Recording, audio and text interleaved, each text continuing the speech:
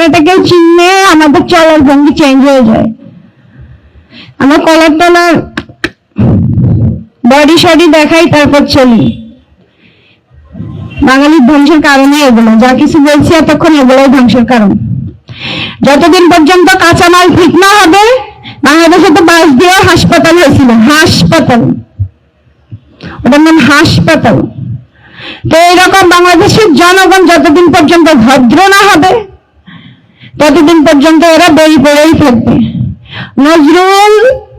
নজরুল থেকে, তারপর হাবিলদার রজব থেকে, এরপর এই যে 90-এর এরা, তারপর শাপলা, তারপর এই যে জুলাই, দফায় দফায় সবাই হারাই গেছে। আপনারা হারাই ফেলছেন বাংলাদেশের এই ধরনের মানুষগুলোকে, আপনারা হারাই ফেলছেন যারা আপনাদেরকে স্বাধীনতা দিতে চেয়েছিল।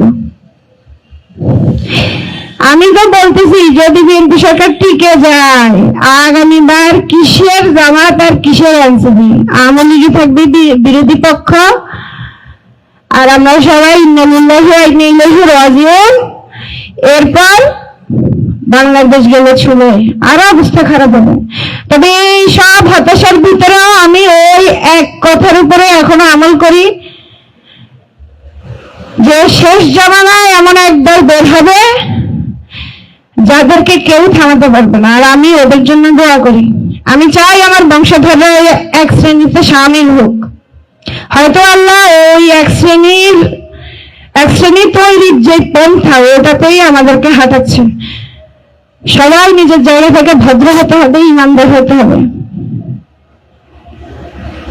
বিএনপিরা, তারপর আরো কে কে যেন আমার বাড়িতে আমার আব্বাকে এসে বলছিল, প্রথমে বলছিল যে স্যার ওরে আমরা একটু সম্মাননা দিতে চাই।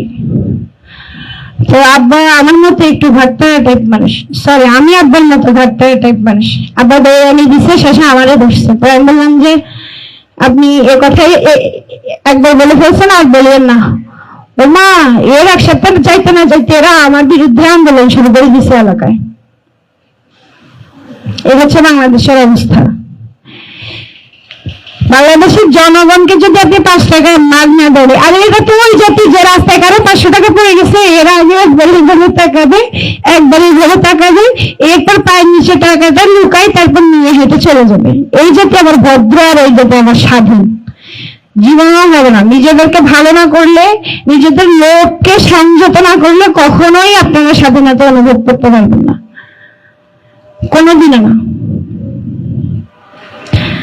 আজান দিচ্ছে, আল্লাহ সবাইকে ভালো রাখুন। আমার যাওয়ার সময় হয়ে গেছে, সবাই ভালো থাকবেন, আমার জন্য দোয়া করবেন। আমার প্রত্যাশা হচ্ছে এমন কেউ সরকার গঠন করবে যে বাংলাদেশের আপামর জনতার হয়ে কথা বলবে, আমাদের জন্য কাজ করবে।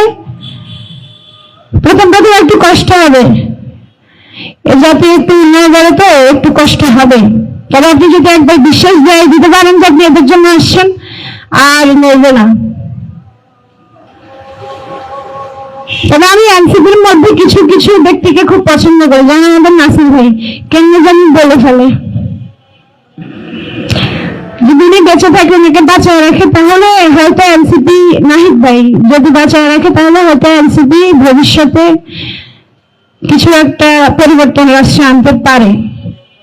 আর বিরোধী পক্ষ রাখবে আমাদের জামাতকে।